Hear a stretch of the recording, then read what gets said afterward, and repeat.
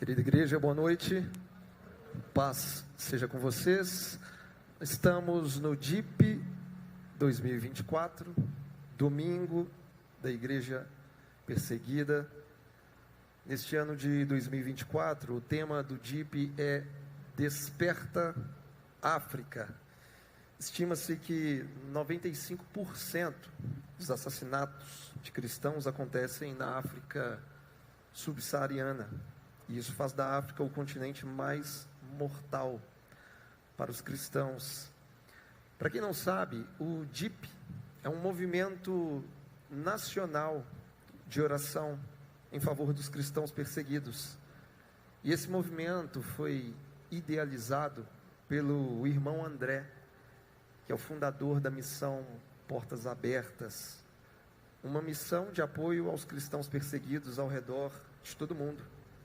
Estima-se que aproximadamente 360 milhões de cristãos atualmente enfrentam algum tipo de perseguição. Ou seja, isso significa que a cada um, ou pelo menos um a cada 7 cristãos é perseguido no contexto mundial. E esses cristãos perseguidos, eles são os nossos irmãos. Eles precisam do nosso apoio, precisam do apoio da Igreja de Jesus. E a nossa igreja local, a Igreja Batista do Amor, é uma igreja cadastrada em apoio aos cristãos perseguidos. Por isso que hoje, além das nossas orações, toda a oferta levantada, tanto no culto da manhã, quanto no culto da noite, nos 3 prédios da IBA na cidade, essa contribuição vai ser destinada por meio da missão Portas Abertas aos cristãos que estão sofrendo algum tipo de perseguição no planeta. Todos os anos, a equipe Portas Abertas traz a nós uma sugestão de um versículo a ser trabalhado, a ser exposto para toda a igreja. E neste ano, a direção que nós recebemos dessa equipe foi compartilhar o texto de Paulo aos Romanos, no capítulo 8, do verso 31 a 39. Portanto, convido você, por gentileza, a abrir comigo a sua Bíblia, Romanos capítulo 8, do verso 31 ao 39, e o título que eu dei para essa mensagem de hoje é A Gloriosa Segurança do Povo de Deus. Romanos capítulo 8, a partir do verso 31.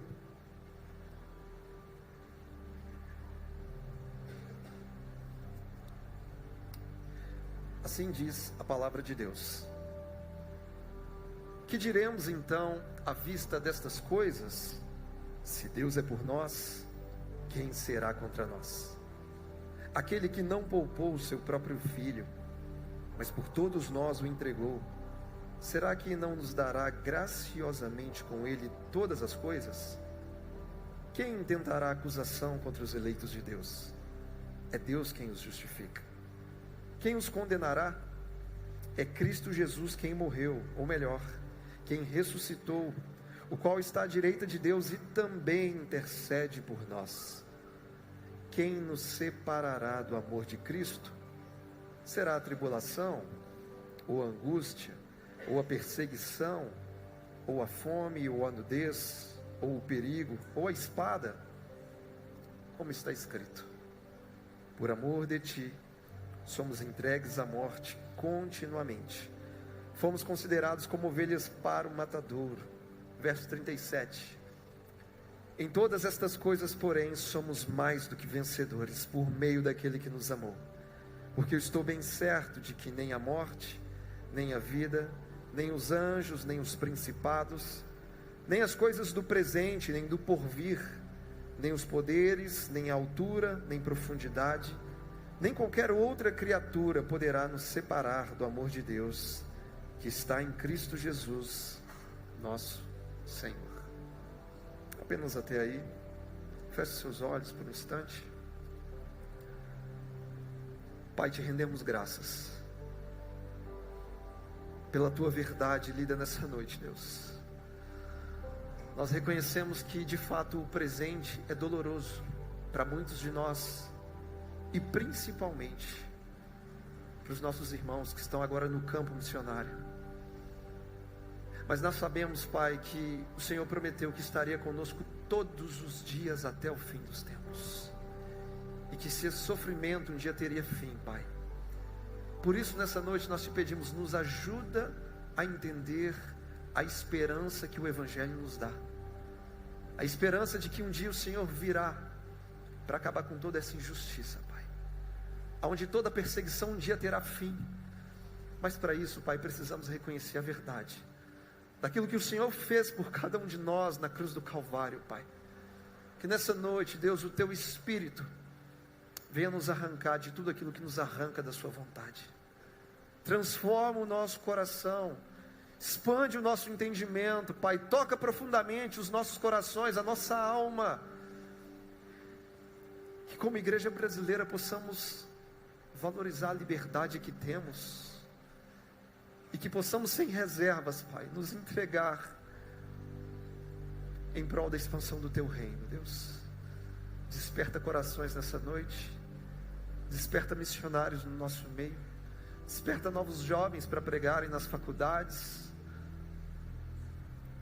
renova famílias, Pai, porque em Ti nós temos uma gloriosa segurança que o Teu Evangelho nos dá. Assim oramos para a Tua glória, não em nosso nome, mas em nome de Jesus. Amém. Amém. A gloriosa segurança do povo de Deus.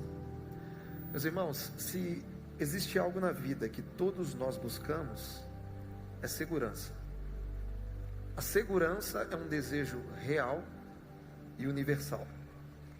Todos nós queremos nos sentir seguros, seja em nossas casas, em nossos empregos, em nossas comunidades, em todos os nossos relacionamentos, ou seja, todos nós queremos segurança. E o texto que acabamos de ler fala exatamente sobre isso, segurança. Mas não é qualquer tipo de segurança. Não é uma segurança que pode ser contratada com o nosso dinheiro. Não é uma segurança que pode ser talvez preparada por cada um de nós. Não. Aqui no texto, o apóstolo Paulo está falando de uma segurança que vai além do físico, que vai além do material, que vai além de qualquer coisa que esse mundo possa nos oferecer. Aqui no texto, Paulo fala da gloriosa segurança dos filhos de Deus. E por isso hoje nós vamos descobrir juntos o que de fato significa estarmos verdadeiramente seguros em Deus. Iremos entender que essa segurança é uma segurança absoluta, imutável e eterna. É uma segurança espiritual que nos dá esperança mesmo em meio às tribulações da vida. Portanto, quero compartilhar com vocês duas verdades que fundamentam muito bem a segurança eterna de todo o povo de Deus. E a primeira dessa verdade, ou dessas verdades, eu já digo a você que Deus está a favor da sua igreja. Essa é a primeira verdade. Deus está a favor do seu povo. Meus irmãos, no verso 31, nós estamos diante de uma das mais notáveis perguntas retóricas de toda a Bíblia. Paulo diz no verso 31, que diremos então à vista dessas coisas? Se Deus é por nós, quem será contra nós? Ou seja, nessa pergunta retórica entendemos, Deus está a favor da igreja.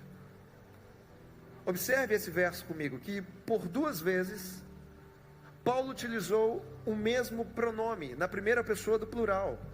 Ele disse, se Deus é por nós, quem será contra nós?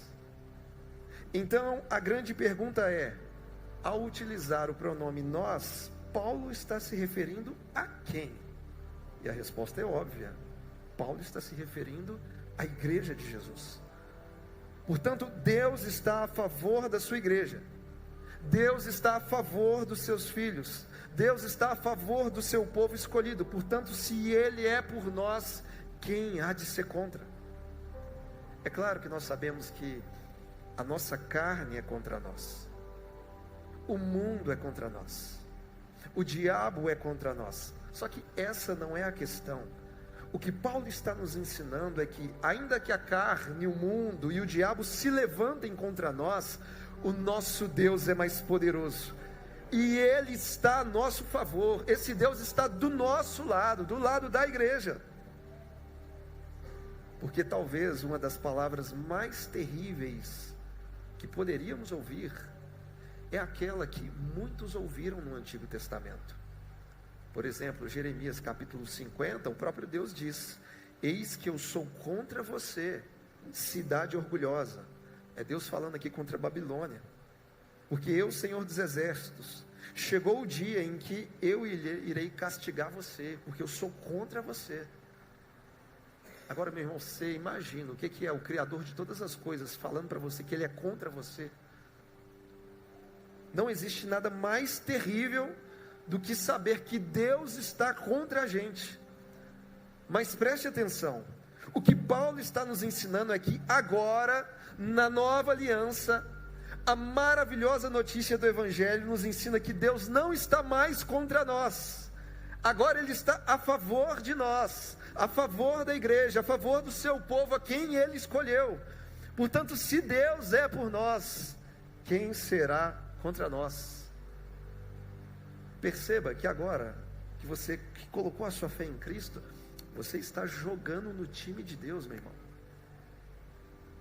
Agora nós estamos jogando no time de Deus, porque antes do Evangelho éramos adversários, éramos inimigos, éramos oposição, estávamos do lado contrário, do lado de lá. Mas agora, por causa de Cristo, fomos reconciliados com o Pai. Então eu e você agora estamos jogando no time de Deus. E como eu disse de manhã, não sei quantos aqui gostam de futebol? Muita gente, né? O Léo não gosta.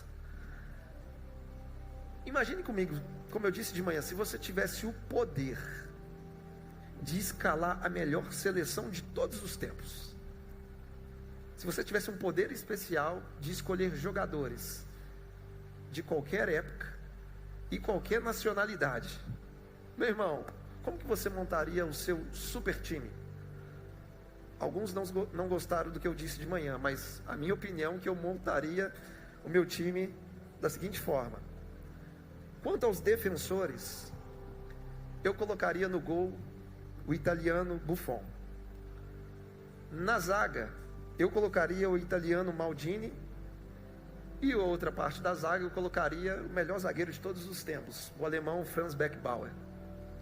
Nas laterais, colocaria Cafu e Roberto Carlos. Esquece, não tem melhores, Cafu e Roberto Carlos.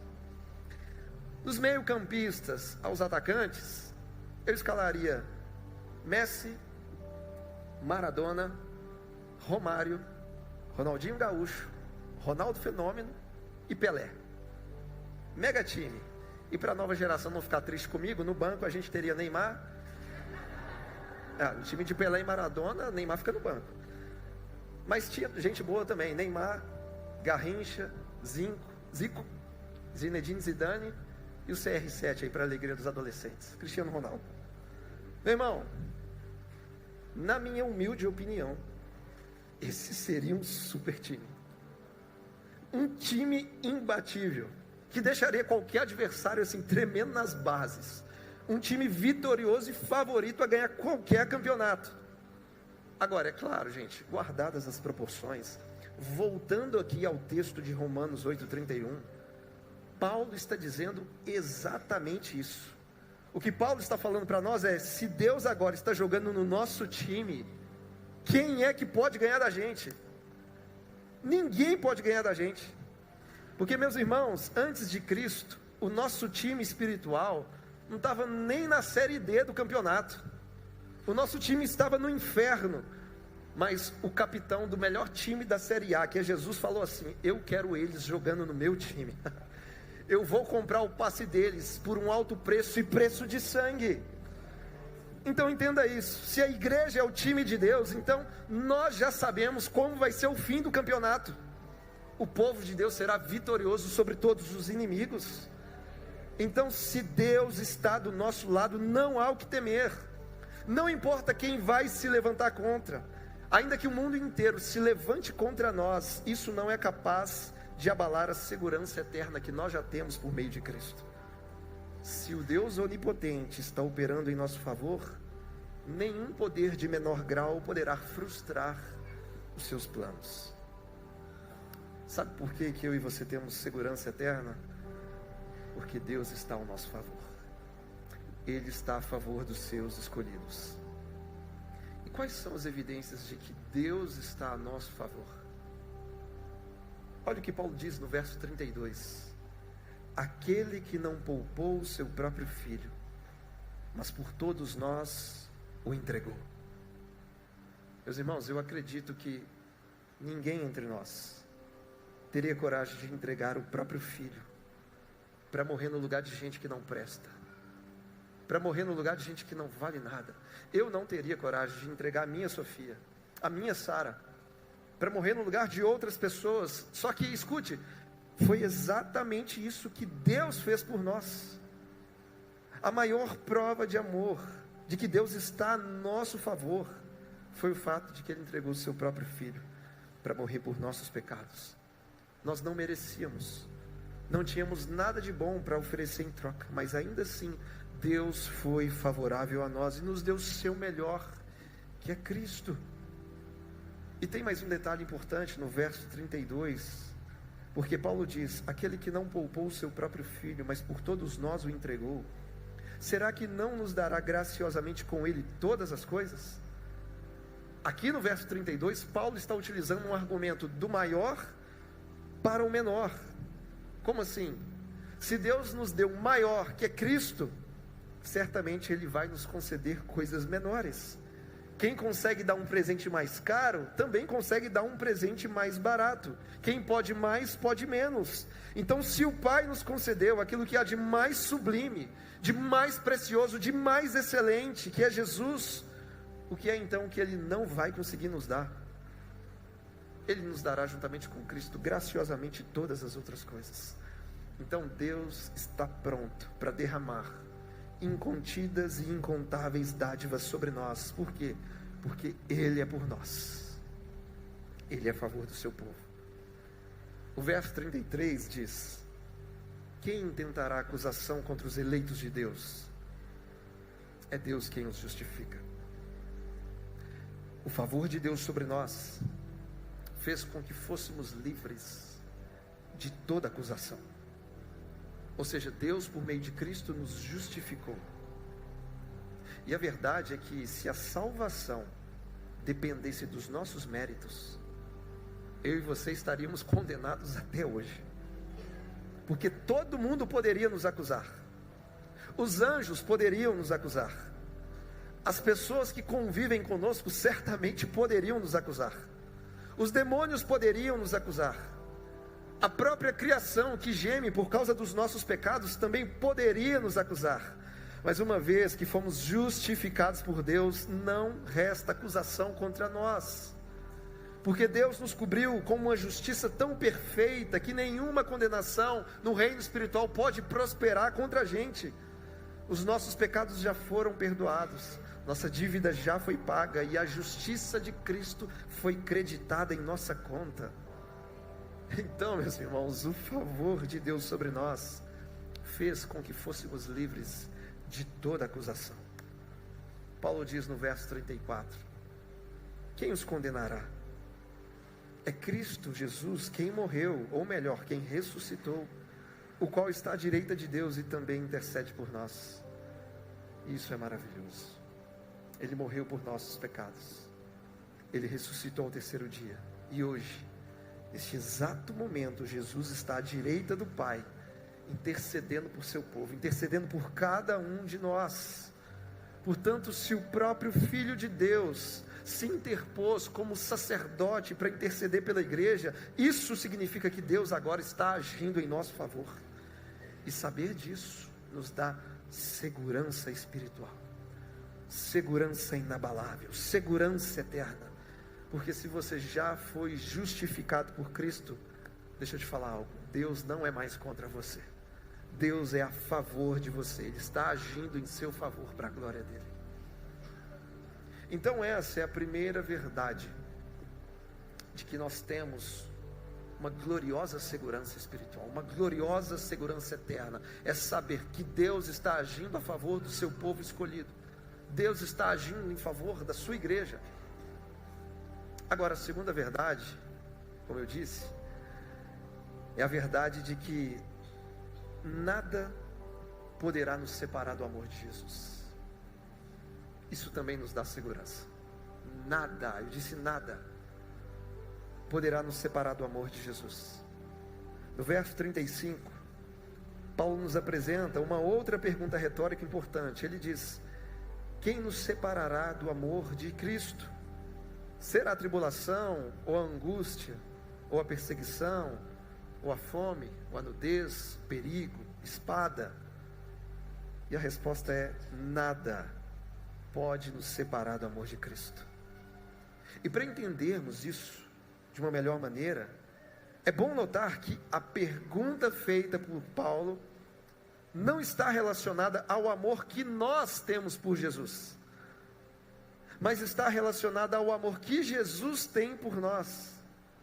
Então Paulo está dizendo que nada pode nos arrancar dessa condição de sermos amados por Cristo, nada pode nos separar, nada pode nos afastar da realidade desse amor, nem as tribulações da vida, nem as angústias que você passa, nem as perseguições de homens impiedosos, nem fome, nem nudez, nem perigo ou espada, ou seja, nada nos separa desse amor. E preste atenção, a certeza desse amor fez com que muitos cristãos no passado enfrentassem com coragem toda sorte de tribulações. E isso não pode ser diferente nos dias de hoje, porque a certeza de que somos amados por Cristo nos fortalece para encarar qualquer parada, pois sabemos que o amor que Jesus tem por nós não é um amor fraco, não é um amor efêmero, não é um amor variável ou sazonal, não. O amor que Jesus tem por nós é um amor perfeito, constante, santo e eterno. É um amor que nos garante um futuro glorioso diante de Deus.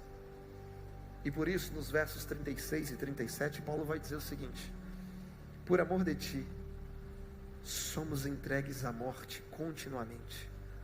Fomos considerados como ovelhas para o matadouro.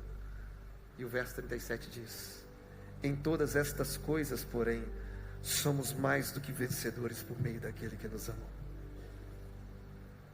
Quando Paulo fala de sermos entregues à morte, quando ele fala que somos como ovelhas na direção de um matadouro, ele não está dizendo isso em vão. Paulo está sendo intencional, porque é justamente na hora do perigo, é na hora da tribulação, das perseguições, é na hora da morte, que as pessoas mais questionam se o amor de Deus é real. Não é na hora da bonança, é na hora da aflição e da dificuldade que as pessoas questionam: poxa, se Deus me ama, por que eu estou passando por isso? Se Ele me ama, onde que Ele estava nesse momento? Por que Ele não fez nada? É nesse momento que as pessoas mais questionam a legitimidade desse amor que vem do Pai. E deixa eu te explicar algo: o amor de Deus por nós não pode ser medido pela presença ou pela ausência de aflições que temos na vida, porque o sofrimento não é e nunca vai ser um medidor do amor que Deus tem por nós. Porque tem algumas pessoas equivocadamente que dizem assim: se eu estou sofrendo muito, então é porque Deus me ama pouco. Ou se eu estou sofrendo pouco, ou quem sabe sofrendo nada, é porque Deus me ama muito, eu sou o preferido dele. Mais uma vez eu repito: Sofrimento não é instrumento validador, balizador para aferir o nível do amor que Deus tem por cada um de nós. Agora, se você quiser saber o quanto Deus te ama, basta você olhar para a cruz de Cristo. Eis a maior prova de amor. Ele entregou por nós o seu próprio Filho. Não tem prova de amor maior do que essa. Porque na cruz Ele nos concedeu o perdão dos pecados. Na cruz fomos reconciliados com o Pai. Na cruz recebemos a vida eterna. E por isso, Paulo está afirmando que nós somos mais do que vencedores. Então entenda isso, ser mais do que vencedor não tem nada a ver com adquirir bens no tempo presente. Não tem nada a ver com você adquirir poder e influência social. Ser mais do que vencedor não significa que teremos agora uma vida completamente confortável, nada disso. Ser mais do que vencedor é encarar as aflições e ainda assim permanecer fiel a Jesus. Ser mais do que vencedor significa que, ainda que sejamos perseguidos, ainda que sejamos mortos, nada vai conseguir nos separar do amor de Jesus. E no final de todas as coisas estaremos em comunhão eterna com Deus. Isso é ser mais do que vencedor. Apesar de toda a aflição e sofrimento que enfrentamos, o verso 37 nos apresenta o aspecto superlativo da vitória cristã. Nós já somos mais do que vencedores por meio de Cristo. Eu sei que às vezes as perseguições parecem ser uma derrota. O sofrimento parece ser uma derrota. O martírio parece ser uma derrota. Mas nada muda a realidade e o caráter final da vitória do povo de Deus. Tudo é uma questão de tempo, meus irmãos. Os mártires da igreja primitiva, eles encaravam o sofrimento, eles encaravam a morte de cabeça erguida, cantando e louvando a Deus. Sabe por quê? Porque eles tinham segurança eterna, eles tinham segurança espiritual, eles sabiam que nem a morte poderia os separar do amor de Cristo. Eles sabiam que a perseguição não era um indicativo de fracasso, mas a perseguição era um indicativo de fidelidade ao Evangelho. Fidelidade ao Evangelho de Jesus. Apesar de não ser agradável para alguns, a verdade tem que ser dita. Jesus nos prometeu vida eterna, mas Ele não prometeu vida fácil enquanto estivermos nessa terra.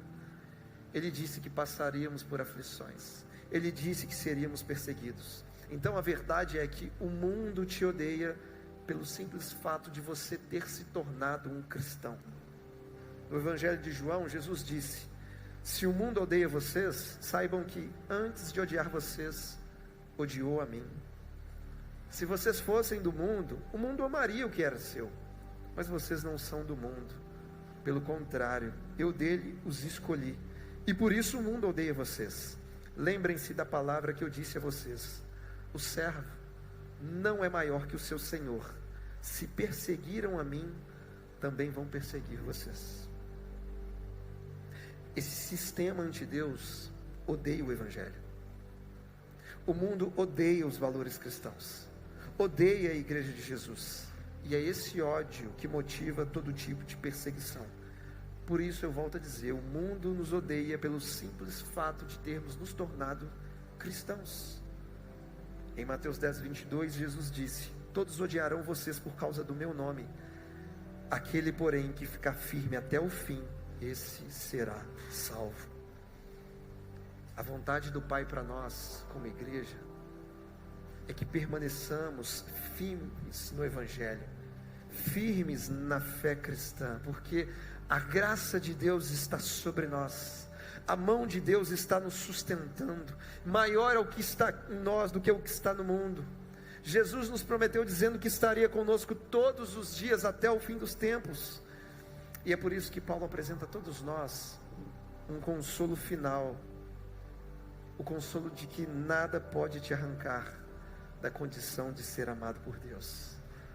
Por isso que Paulo diz: porque eu estou bem certo de que nem a morte, nem a vida, nem anjos, nem principados, nem o presente, nem o porvir, nem poderes, nem altura, nem profundidade, nem qualquer outra criatura poderá nos separar do amor de Deus que está em Cristo Jesus, o nosso Senhor. Nada nos separa do amor de Deus. E se você já é filho de Deus, nada te separa do amor do Pai Celestial. Nada te afasta desse amor. A morte não pode fazer isso. As distrações da vida não podem. Anjos e demônios não podem. Nada que existe na criação pode te separar desse amor. Se você já foi justificado em Jesus, eu digo que até as suas eventuais quedas também não podem. Até os seus deslizes morais não podem te separar do amor de Deus. Como eu disse de manhã, lembra da história do filho pródigo? O filho pródigo estava querendo curtir a vida no pecado. Ele estava tentando se livrar do amor do pai, mas ele não conseguiu.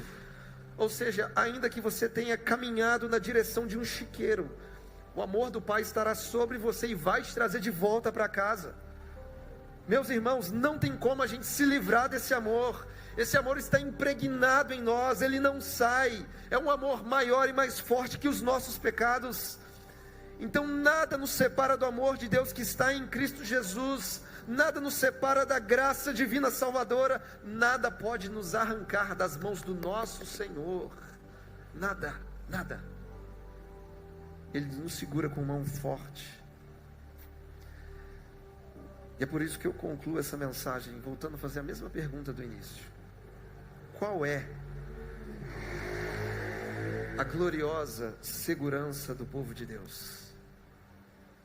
A nossa gloriosa segurança é entender que Deus, por meio de Cristo, está ao nosso favor.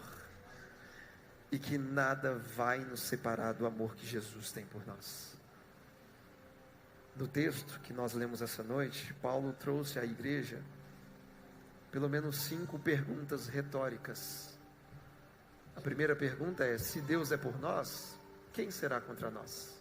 Ninguém. A segunda pergunta é: aquele que não poupou o seu próprio filho, mas por todos nós o entregou, será que ele não vai nos dar graciosamente todas as coisas? É claro que vai. Terceira pergunta: quem tentará acusação contra os eleitos de Deus? A resposta é ninguém. Quarto: quem é que vai nos condenar? Ninguém. Quinta pergunta: o que é que pode nos separar do amor de Deus? Nada e nem ninguém. Ninguém.